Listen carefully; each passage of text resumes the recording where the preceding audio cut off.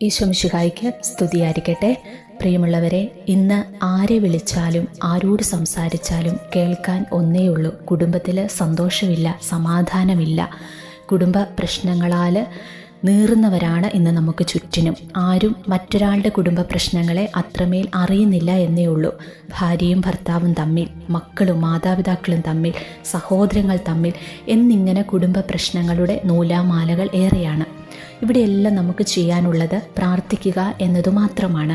കാരണം പ്രാർത്ഥന ഒന്നാമതായി നമ്മെ മാറ്റുന്നു, 2 പ്രാർത്ഥന ദൈവത്തിൻ്റെ തീരുമാനങ്ങളെയും മാറ്റുന്നു. ഇവിടെ നമുക്ക് ആശ്രയിക്കാവുന്ന ശക്തമായൊരു പ്രാർത്ഥനയാണ് ജപമാലയിലെ മഹിമയുടെ ദിവ്യരഹസ്യങ്ങൾ ധ്യാനിച്ചുള്ള പ്രാർത്ഥന. അതുകൊണ്ട് 9 ദിവസം തുടർച്ചയായി വിശ്വാസത്തോടും ആത്മാർത്ഥതയോടും കണ്ണുനീരോടും കൂടി മഹിമയുടെ ദിവ്യരഹസ്യം പ്രാർത്ഥിച്ച് നിങ്ങളുടെ പ്രത്യേക നിയോഗം സമർപ്പിച്ചു പ്രാർത്ഥിക്കുക. മാതാവ് ആ പ്രശ്നത്തിന്മേൽ ദൈവത്തോട് മാധ്യസ്ഥ യാചിക്കും. ഇത്രയും കേട്ടിട്ട് വീഡിയോ നിങ്ങൾ സ്കിപ്പ് ചെയ്ത് പോകരുത് കേട്ടോ. ഇത് എങ്ങനെയാണ് പ്രാർത്ഥിക്കേണ്ടത് എന്നുകൂടി നിങ്ങൾ മനസ്സിലാക്കണം. കുറച്ച് നാൾ മുമ്പ് ഞാൻ ഇതേക്കുറിച്ചൊരു വീഡിയോ ചെയ്തതാണ്.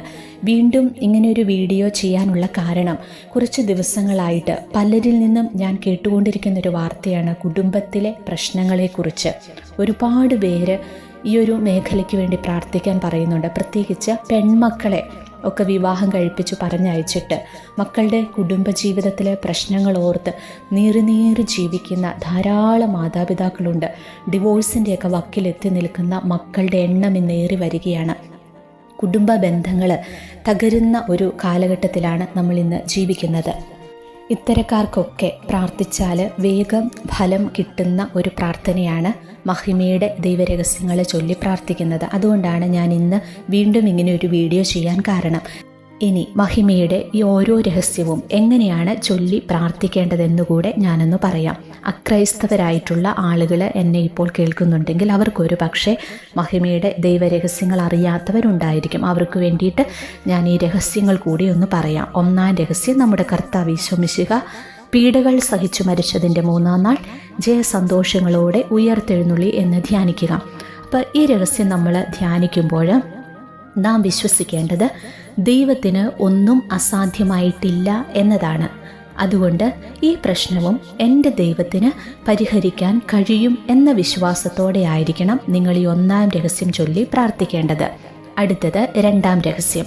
നമ്മുടെ കർത്താവ് ഈശോ മിശിഹ തൻ്റെ ഉയർപ്പിന് ശേഷം 40-ാം നാൾ അത്ഭുതകരമായ മഹിമയോടും ജയത്തോടും കൂടെ തൻ്റെ ദിവ്യമാതാവും ശിഷ്യരും കണ്ടുകൊണ്ട് നിൽക്കുമ്പോൾ സ്വർഗാരോഹണം ചെയ്തുവെന്ന് ധ്യാനിക്കുക. 2-ാം രഹസ്യത്തിൽ നിയോഗം സാധിച്ചു കിട്ടി എന്ന് വിശ്വസിച്ചുകൊണ്ട് ദൈവത്തിന് നന്ദി പറഞ്ഞുകൊണ്ട് വേണം നിങ്ങൾ ഈ രഹസ്യം ചൊല്ലി പ്രാർത്ഥിക്കാൻ. അടുത്തത് 3-ാം രഹസ്യം.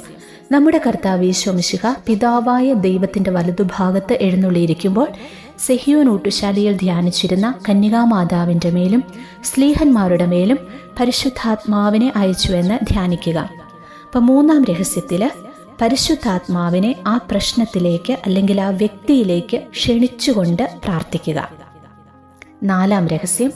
നമ്മുടെ കർത്താവ് ഈശോ മിശിഹ ഉയർത്തെഴുന്നള്ളി കുറേ കാലം കഴിഞ്ഞപ്പോൾ കന്യകാമാതാവ് ഈ ലോകത്തിൽ നിന്ന് മാലാഖമാരാൽ സ്വർഗത്തിലേക്ക് എടുക്കപ്പെട്ടുവെന്ന് ധ്യാനിക്കുക. 4-ാം രഹസ്യം നമ്മൾ ധ്യാനിക്കുമ്പോൾ നമ്മുടെ ജീവിത നവീകരണത്തിനും നമ്മുടെ മുൻഗണനകൾക്കും വേണ്ടി പ്രാർത്ഥിക്കുക. 5-ാം രഹസ്യം.